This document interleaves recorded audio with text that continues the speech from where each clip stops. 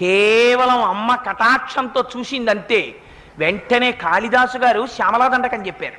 ఎక్కడి నుంచి వచ్చింది కాళిదాసు గారికి ఆ శక్తి? అమ్మవారు మూకుడని కంచిలో దేవాలయంలో ఎప్పుడూ కూర్చుని ఉండేవారు. ఆయన పేరేమిటో కూడా ఎవరికీ తెలియదు. ఆయన మూగివాడు.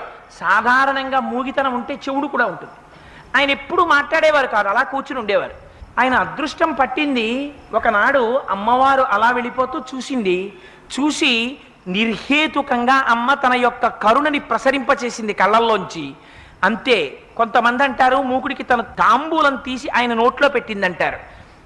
ఏదైతేనే అమ్మ కరుణ ప్రసరించిందంతే వెంటనే ఆయన నోటి వెంట 500 శ్లోకాలు వచ్చాయి.